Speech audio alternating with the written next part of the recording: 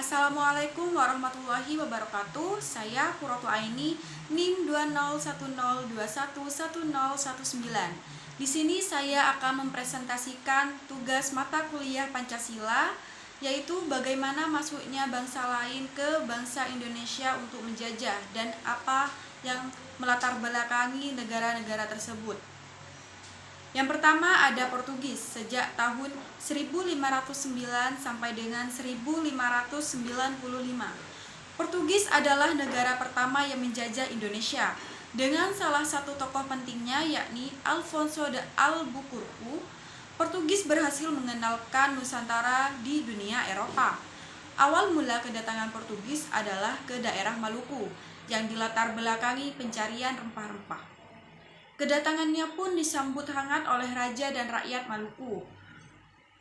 Pada saat itu, hingga pada akhirnya, Portugis melanggar aturan yang disepakati dengan menerapkan praktik monopoli tidak sehat. Akhirnya, penjajahan yang dilakukan oleh Portugis meluas ke berbagai penjuru Nusantara. Salah satunya Pulau Jawa. Ketika tahun 1602, datang pasukan Belanda dan mengalahkan pasukan Portugis hingga pada akhirnya kolonialisasi yang dilakukan Portugis tersebut berakhir.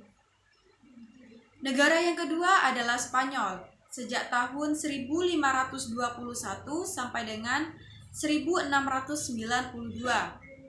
Spanyol merupakan salah satu negara bagian Eropa yang aktif melakukan pelayaran ke Asia Tenggara. Tujuan mereka adalah mendapatkan negara-negara penghasil rempah. Setelah berhasil memasuki Indonesia, Portugis yang pada saat itu masih menjajah Indonesia menganggap bahwa Spanyol melanggar hak monopoli Portugis, meskipun pada dasarnya mereka berada dalam cakupan daerah yang berbeda. Portugis bekerja sama dengan kerajaan Ternate, sedangkan Spanyol bekerja sama dengan kerajaan Tidore. Namun, tetap saja mereka bersaing dagang yang berkepanjangan antara kedua negara tersebut. Akhirnya, pada tahun 1529, konflik tersebut menghasilkan perjanjian bahwa Spanyol harus meninggalkan Maluku dan melakukan perdagangan di Filipina, sedangkan Portugis tetap melakukan perdagangan di Maluku. Negara yang ketiga adalah Belanda sejak tahun 1602 sampai dengan 1942. Di antara semua negara yang menjajah Indonesia, negara Belanda lah yang paling lama menjajah, yakni sampai mencapai 346 tahun. Dalam kurun waktu selama itu, Belanda berhasil menguasai wilayah Indonesia, mencakup Pulau Jawa, Sumatera, Sulawesi, dan Papua. Tak jauh berada dengan negara lainnya, tujuan Belanda pun berdagang dan mencari rempah-rempah. Atas kekalahan Portugis tahun 1602, Belanda memulai kolonisasinya dengan mendirikan kongsi dagang yang diadakan di Batavia yang diberi nama VOC. Namun, pada tanggal 31 Desember 1799, VOC pun dibubarkan dengan pemerintah Belanda dengan berbagai alasan. Berakhirnya VOC, keadaan rakyat Indonesia bukan membaik. Nusantara yang pada saat itu diberi nama Hindia Belanda diserahkan kepemimpinannya kepada kerajaan Belanda dan mereka membentuk sistem tanah paksa atau kulturstelsel. Mei 1940, awal terjadinya Perang Dunia II. Belanda mengalami kekalahan karena negaranya dikuasai oleh Nazi, Jerman. Dan pada Maret 1942, Belanda pun kalah di Nusantara ini, menandakan penjajahan Belanda berakhir dan berlanjut di tangan Jepang. Negara yang keempat adalah Inggris. Sejak tahun 1811 sampai dengan 1816. Kalahnya Perancis di tangan Janssens menjadi awal bagi Inggris menguasai wilayah Pulau Jawa.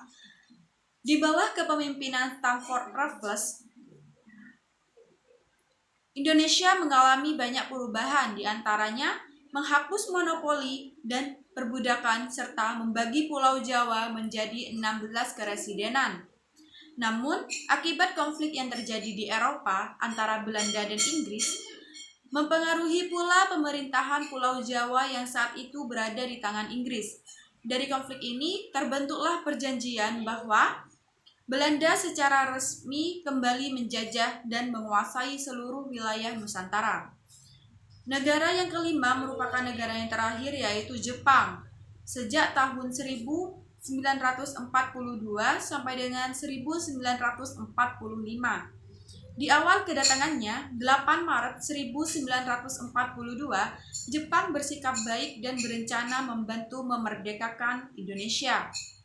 Namun, lama-kelamaan mereka menunjukkan sikap diktator dan kejam sehingga membentuk sistem kerja paksa yang disebut Romosha.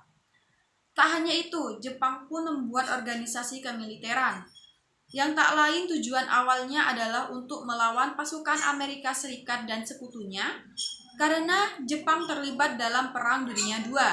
Namun, pada akhirnya, Jepang pun mengalami kekalahan karena negaranya dijatuhi bom atom oleh Amerika Serikat.